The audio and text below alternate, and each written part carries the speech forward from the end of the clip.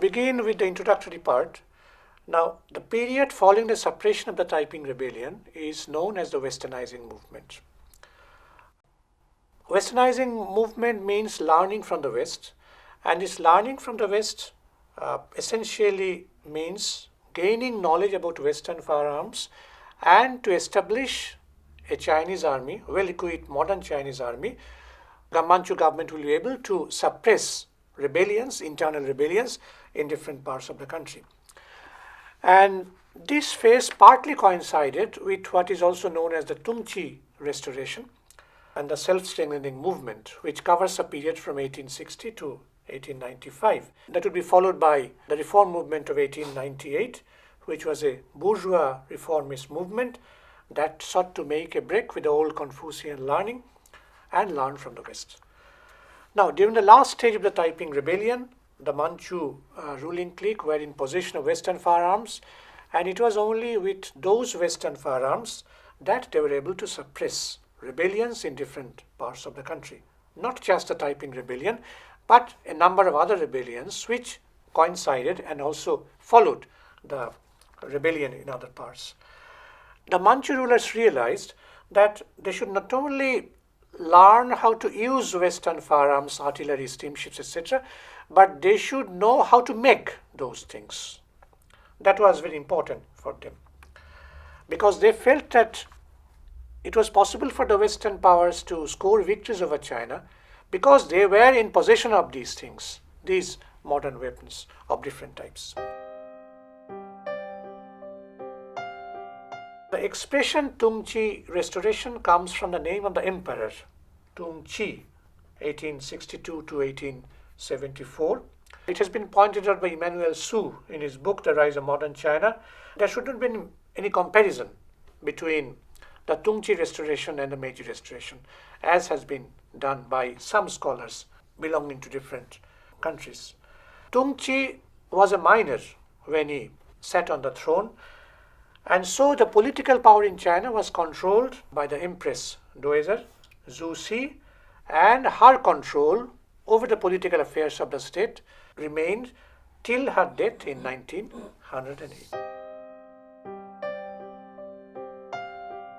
Westernizing movement and self-strengthening reforms, these were interrelated things. The doctrine of learning foreign matters constituted in some ways the basis, the theoretical basis for the imperial policy of self-strengthening. And it was a policy which was set in motion after the end of the Second Opium War in 1860 and continued till the outbreak of the Sino-Japanese War of 1894-95. And its main purpose was to strengthen the military and the bureaucratic apparatus of the Qing or the Manchu state. The most ardent advocate of the policy of learning from the West was a person called Wei Yuan.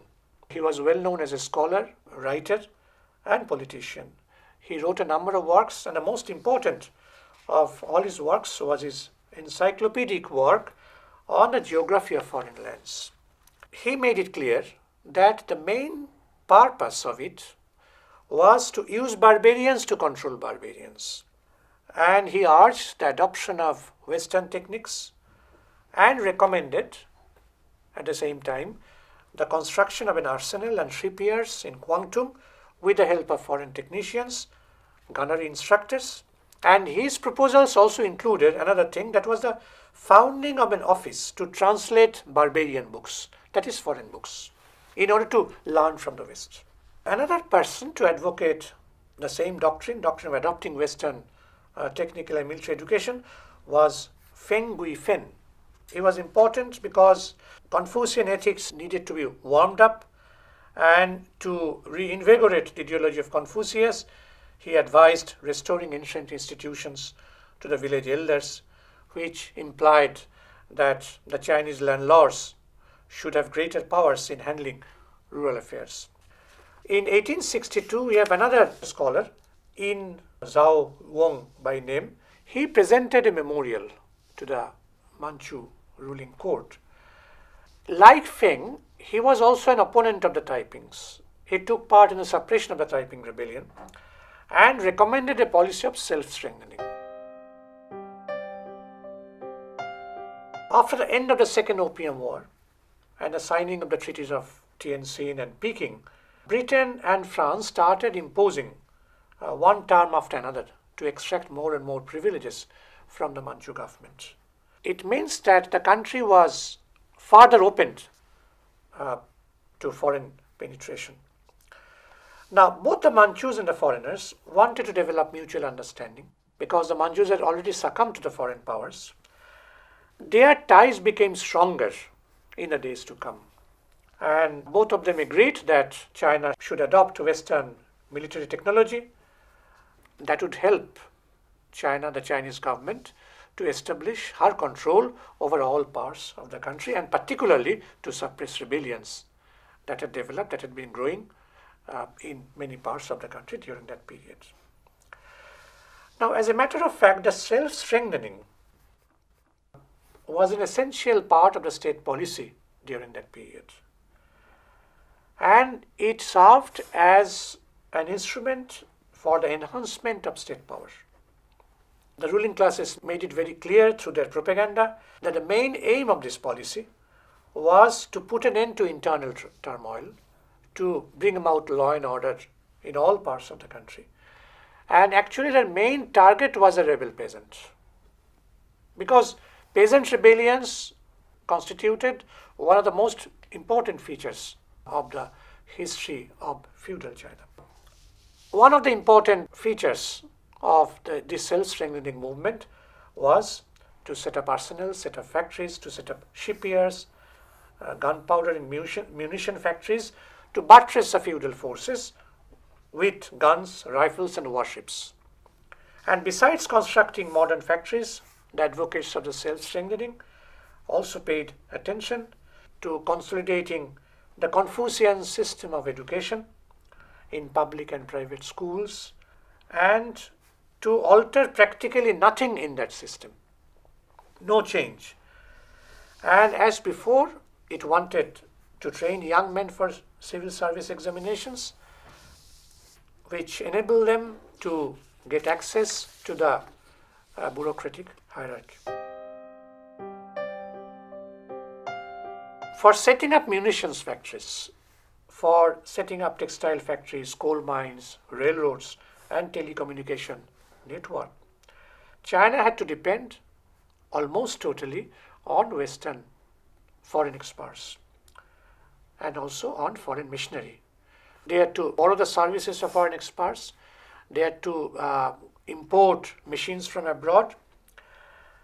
And as a result, they had to pay a huge amount of money for buying machines from the Western countries and to pay salaries.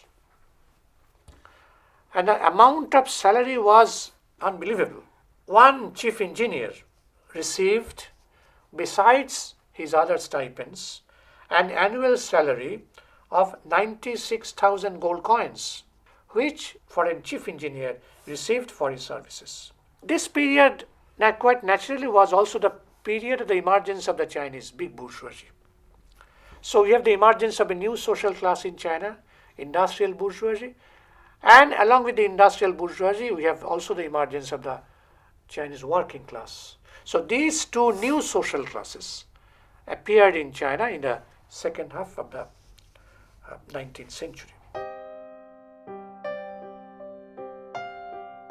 In the year 1898, there occurred in China a major political event that came to be known as a reform movement of 1898.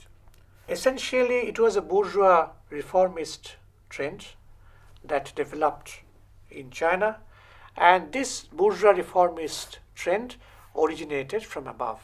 And it took place at a time when the contradictions within China, particularly between feudalism and the broad masses of the Chinese people, that was one fundamental contradiction. Apart from this contradiction, there was another contradiction. There is a contradiction between imperialist powers and the Chinese nation as a whole. So all these contradictions became sharper than ever before. As a result of the intensification of these contradictions, divisions appeared within the Manchu court. From the beginning of the war against Japan, it was 1894-95, from that period, Manchu court was totally divided about what should be our course of action. And as was the case in the earlier wars with the Western powers, in this case also, during the war against Japan, one defeat followed another. And a strong minority emerged among the high officials, led by Wang and Zhang. They were two important officials of the time, who wanted to fight to the end, to fight the Japanese to the end. And they represented what came to be known as a war party. They were pro-war against Japan. Their stand aroused strong sympathies among some of the provincial officials, scholars and merchants of the big towns. As for example, Cantonese merchants, they formed a committee which included 72 guilds and corporations of the town, and it was this committee which collected funds to meet the expenditure of the war. And the war party consisted of people with varied aims. On the one hand, it comprised of staunch conservatives. And for the staunch conservatives, driving back Japan meant driving back change. They were against the change, so they were against the Japanese. That was their stand. On the other hand, we have a new generation of younger people for whom resistance represented the starting point of a new order. These younger men, belonging to the new generation with new ideas, they started to win over some of their elders. Among them, Wang was one. And in fact, for several years, Wang had been the moving spirit of a group of officials and scholars who wanted to oust the empress dowager Zhu Si, who was the emperor's aunt, incidentally, so that the emperor Guangxu was the emperor at that time, could lead the renovation of the country in a proper way. So you said that some historians have compared the Meiji Restoration in Japan and the Tung-chih Restoration in China. What are the basic points of this comparison? The scholars who made a comparison between the two restorations, they possibly had in their mind that both were restorations. But apart from this, there was hardly any similarity between the two. Because in the case of Japan, Meiji Restoration of 1868, it was very much anti-feudal and very much pro-capitalist. It was anti-shogun, anti-daimyo, and that was a period when capitalism had already made their emergence in Japan. So Meiji Restoration coincided with the coming of new social forces to power. Yes, Emperor Meiji, he was there in the forefront, and of course he represented the old society, but actually the Meiji Restoration signified the end, the doom of the old society and the beginning of the new one. So that is one thing, that is all about Meiji Restoration. Now Tung-chih Restoration had nothing in common with it, because the Chinese society was still a feudal society. Industrial capitalism that developed in China could develop only because of the coming of the Western powers. And as in our country, India, industrial capitalism was transplanted on the Chinese soil by the foreign powers. So Tung-chih was not like the Japanese emperor. Chinese emperor was very much a feudal in character, and Manchu government was feudal in character, which succumbed to Western pressure, Western capitalist pressure or imperialist pressure. And so there could be hardly any comparison between the two restorations, except that both were restorations. It was against this background of the self-strengthening movement that a large number of scholars, 1,300 scholars, sent a memorial to the emperor Guangxu in May 1895. And this memorial was written by Kang Yu Wei, who was the most important leader of the reform movement of 1898.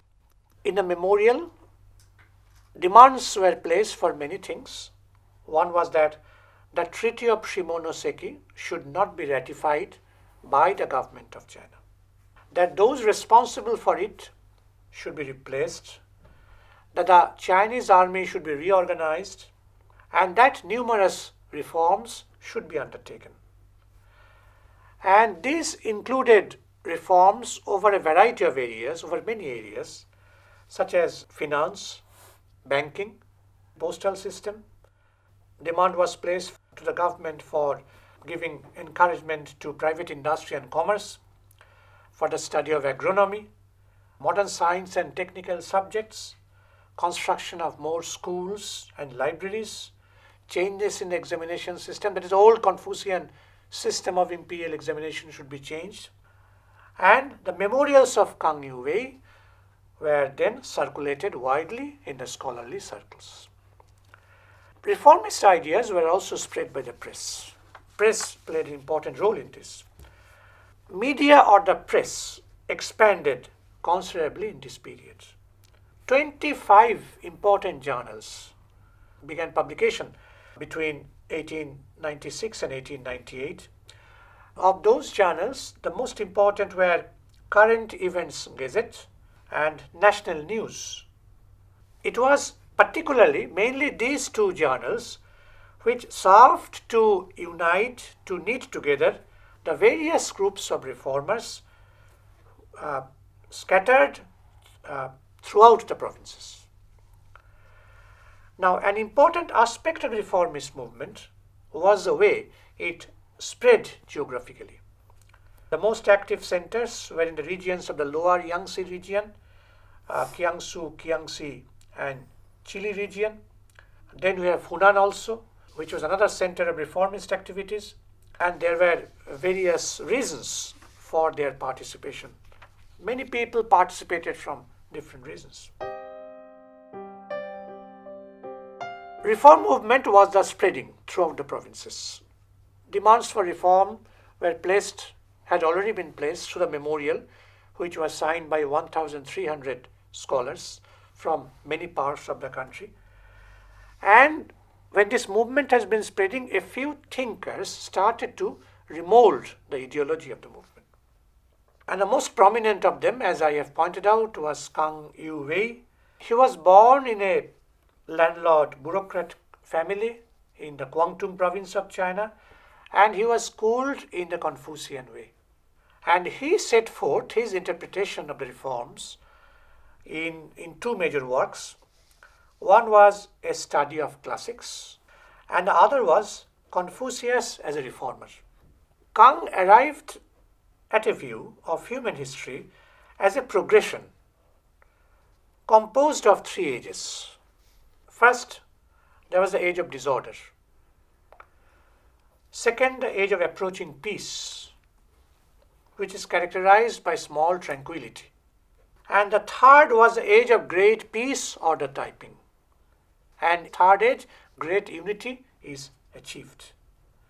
And in the last phase, all inequality is abolished, all social inequality is abolished, governments disappear, and men live in fellowship, happiness, and harmony. That was the idea of Kang Yu Wei. Now, Kang Yu Wei's writings had exercised considerable influence on the intellectual evolution of modern China. Mao Zedong explicitly referred to Kang's utopia in describing the future communist society. The French historian Chénaud says that Kang's enduring contribution lies primarily in his use of the principles to reinterpret Confucianism in such a way that it could act as a theoretical basis for political reform. There were differences of opinion among the reformers, no doubt about it.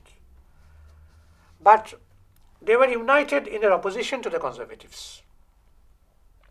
The result was a common program of reform, which slowly took shape through their writings and which embraced such fields as philosophy, politics, education, and economics. The conservatives held that the established order was the will of heaven and like heaven unalterable. It is permanent, something permanent. Established order is permanent. It will never change.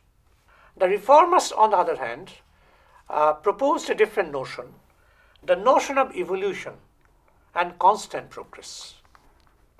Ideas which were virtually unknown to Chinese thought, at least dominant Chinese thought, of course. Conservatives were the defenders of absolute monarchy and the sacred power of the sovereign. The reformers, on the other hand, did not really advocate democracy, but they favored a constitutional monarchy. Not absolute monarchy, but constitutional monarchy, in which there would be an enlightened elite would share power by means of a national parliament and local assemblies. So one view is a view of absolute monarchy, and the other view is the view of constitutional monarchy, which will be based on a national parliament and local assemblies, and where intellectual elite would have a role to play, major role to play. And to encourage the elite and strengthen the national power, the reformers aimed at encouraging agriculture, industry, and trade. And they wanted to have schools where political and social doctrines would be taught and where science subjects would be given emphasis. The diversity of opinions within the reformers was a reflection of his composite social makeup. In fact, it was a period when everything was changing. The traditional elite had started to change. The merchant became involved in politics. The official began to invest in industry and trade as well as in land. And rural scholar wanted to become an urban intellectual. But the old regime still dominated Chinese life, for each individual was entangled in a network of family, personal, and professional relationships. So we have the coexistence of new ideas and the old ideas in the Chinese society among the intellectuals that formed the intellectual milieu of China at that time. Now in April 1898, the Association for National Defense was founded, which actually acted as the embryo of a political party. On 11 June 1898, the emperor issued an edict, and through the edict, he announced his decisions on national affairs. This marked the beginning of the attempt at reform known as the 100 Days of Reform or the Reform Movement of 1898. Actually, it continued for 103 days from 11 June to 16 September 1898. And between June and September 1898, a large number of edicts came out, and these dealt with reform of the administration, education and economy. Large numbers of useless offices and posts were eliminated. Subsidies paid to all Manchus were abolished, and all officials and subjects were allowed to address suggestions directly to the emperor. The old academics, as well as temples which had fallen into disuse, were to be transformed into schools. Peking University was founded at that time. Science and politics were taught in schools and universities and were to be included in the subjects of examination. Plans were also made for preparing a budget. So far, during the 100 days, the empress, Zhu Si, had given a free hand to the emperor in order to avert an explosion of anti-Manchu feeling. But now she had the emperor imprisoned. Guangxu was imprisoned by his aunt, Empress Zhu Si, and all the reformist leaders were executed. All the reform movements were revoked by the empress, except for the edict founding the University of Peking. So it was in this way that the reform movement came to an end. It was a short-lived affair, and it proved that it would be very difficult for the Chinese people to bring about change through reforms. So the only alternative left at that time was alternative of the revolutionary overthrow of the existing regime. And that was a task which was left to the Chinese people, who were to be led by Sun Yat-sen. Please explain the age-old idea of everything unalterable. That idea should be traced back to the Zhou period, which came after the Shang dynasty in China. It was a slave society at that time, and Zhou rulers, they developed the idea that all things on earth, heaven, earth, and human beings, these are controlled by nature, these are controlled by heaven, and that all things are permanent. There are laws which are permanent. And so, since the Zhou rulers had come to rule over China by the mandate of heaven, they received the mandate of heaven, they received the mandate from the Lord on high, and so they would continue to rule. And those laws, these were unalterable, permanent laws. That is an old concept which prevailed, which continued. And Confucian concept was also talked about return to the Zhou rights. When feudal forces had been emerging, feudal forces talked about change. And so Confucius talked about return to the rights, return to the Zhou rights. So these laws were unalterable according to the Chinese government, Chinese state, or the rulers who ruled over China for centuries together. In the period after the Taiping rebellion, the Manchu government felt the need to strengthen themselves, and to strengthen themselves they needed Western firearms, and they also needed the knowledge of how to manufacture modern firearms in order to set up an army to quell disturbances, internal disturbances, meaning rebel peasants. Of course, another important development was the emergence of new social classes, Chinese bourgeoisie and the Chinese working class, along with the introduction of industrial capitalism in China, which was a transplantation on the Chinese soil and not the product of the evolution of the Chinese society. And that was followed by the reform movement of 1898, which was a movement from above and which was anti-Confucian in character.